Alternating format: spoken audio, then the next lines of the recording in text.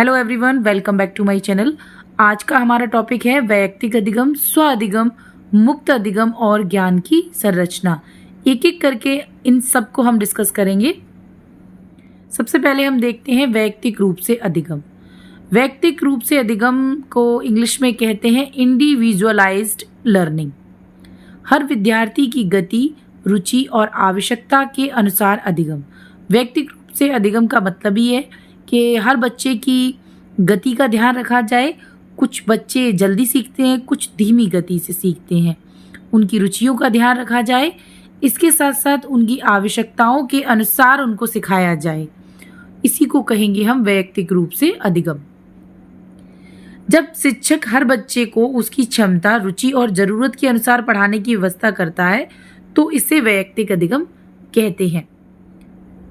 शिक्षक इसमें मार्गदर्शक की भूमिका में होता है। उदाहरण के तौर पर अगर आप देखेंगे तो अलग अलग वर्कशीट्स, आईसीटी आधारित अधिगम, जैसे कि कोई बच्चा अगर होशियार है, तेज विद्यार्थी है, तो उसके लिए हम थोड़े उन्नत प्रश्न देते हैं उसको हल करने के लिए। और जो बच्चा थोड़ा कमज़ोर है, पढ़ने में धीमी गति से सीखता है, उसको एक ही चीज़ का बार बार अभ्यास कराया जाता है। तो इस तरीके से हर बच्चा अपने में अलग होता है, तो उनकी आवश्यकताओं को, उनकी गतियों को, उनकी रुचियों को ध्यान में रखते हुए हम जो अधिगम कराते हैं उसको वैयक्तिक अधिगम कहते हैं। विशेषताओं की अगर बात करें तो ये विद्यार्थी केंद्रित होता है। हर विद्यार्थी अलग होता है अपने में और हर विद्यार्थी की आवश्यकताओं, उनकी रुचियों और उनकी गति का ध्यान रखते हुए शिक्षण कार्य कराया जाता है। तो इसलिए ये विद्यार्थी केंद्रित होता है। आत्मविश्वास व स्वावलंबन का विकास होता है। इससे बच्चे के अंदर एक अलग आत्मविश्वास पैदा होता है, उसको सीखने की प्रेरणा मिलती है। धीमे और तेज दोनों विद्यार्थियों को समान अवसर। हर एक कक्षा में हर तरीके के विद्यार्थी होते हैं। कुछ बच्चे जल्दी सीखते हैं, कुछ बच्चे धीमी गति से सीखते हैं। तो हर बच्चे को समान अवसर मिले सीखने के, इसी को हम वैयक्तिक रूप से अधिगम कहेंगे। नेक्स्ट बात करते हैं हम स्व अधिगम की, सेल्फ लर्निंग की। तो स्व अधिगम से तात्पर्य है इसमें विद्यार्थी स्वयं अपने प्रयासों से सीखता है। आत्म प्रेरणा, आत्मनिर्भरता पर आधारित होता है। तो स्व अधिगम से उसके नाम से ही समझ में आ रहा है कि यहाँ पर विद्यार्थी सीखने का खुद से प्रयास करता है। आत्म प्रेरणा उसके अंदर होती है और अपने ऊपर ही डिपेंड होता है वो।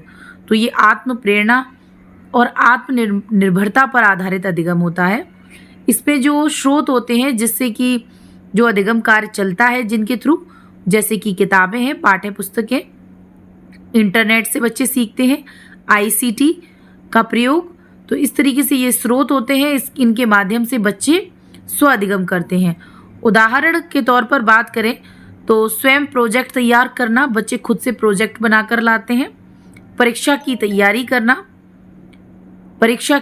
करना लाभ है इसके। जीवन पर्यंत अधिगम की क्षमता। तो जो बच्चे के अंदर अगर स्व अधिगम आ जाता है तो वो जीवन पर्यंत अधिगम कर सकता है, हमेशा अपने जीवन में सीख सकता है। आलोचनात्मक व रचनात्मक सोच का विकास, उनके अंदर आलोचनात्मक व रचनात्मक सोच का विकास होता है। नेक्स्ट है मुक्त अधिगम, ओपन लर्निंग। मुक्त अधिगम से तात्पर्य है इसमें सीखने के लिए समय, स्थान और विषय चुनने की स्वतंत्रता और लचीलापन होता है। इसमें सीखने के लिए समय की कोई पाबंदी नहीं होती, स्थान की भी नहीं होती और विषय चुनने की स्वतंत्रता होती है। और ये इसमें लचीलापन होता है। इस अधिगम में विद्यार्थी को विषय, समय, स्थान और गति चुनने की स्वतंत्रता मिलती है। आधार, स्वतंत्रता और लचीलापन। उदाहरण जैसे कि NIOS, दूरस्थ शिक्षा प्रणाली, इसको हम ओपन लर्निंग कहेंगे।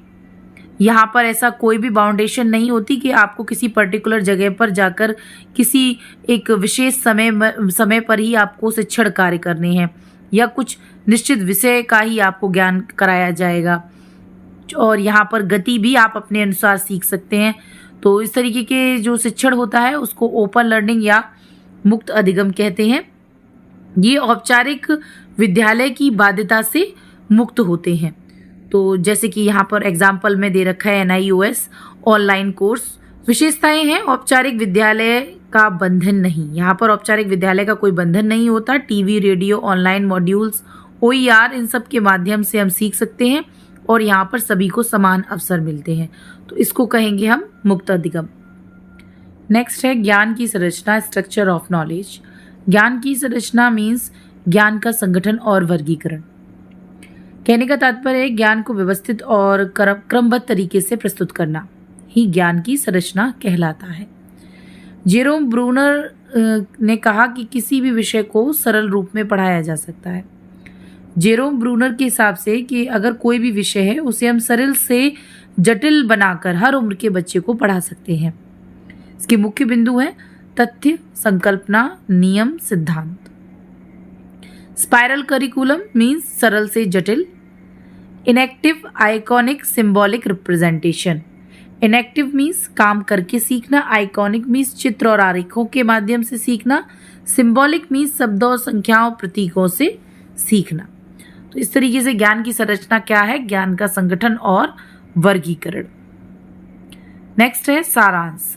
निष्कर्ष, व्यक्तिगत अधिगम हर बच्चे के स्तर और रुचि के अनुसार जो भी अधिगम कार्य कराया जाता है उसको हम वैयक्तिक अधिगम कहते हैं। हर बच्चे के स्तर और रुचि के अनुसार जो अधिगम प्रक्रिया चलती है उसको हम वैयक्तिक अधिगम कहते हैं। स्व अधिगम, स्वयं प्रयास से अधिगम, ये आत्मनिर्भरता पर आधारित होता है और आत्म प्रेरणा पर आधारित होता है। जो आपका मुक्त अधिगम है वह स्वतंत्र और लचीला अधिगम है, क्योंकि इसमें समय, स्थान, गति, विषय की कोई पाबंदी नहीं होती, कोई बाध्यता नहीं होती। ज्ञान की संरचना, विषय का व्यवस्थित व तार्किक संगठन को ही हम ज्ञान की संरचना कहते हैं। तो यहाँ पर हमने पढ़ा व्यक्तिगत अधिगम, स्व अधिगम, मुक्त अधिगम और ज्ञान की संरचना। नेक्स्ट वीडियो में हम अपना नेक्स्ट टॉपिक लेकर आएंगे। अगर आपको वीडियो अच्छी लगी है तो लाइक कीजिए, चैनल को सब्सक्राइब करें और ज़्यादा से ज़्यादा शेयर करें। धन्यवाद।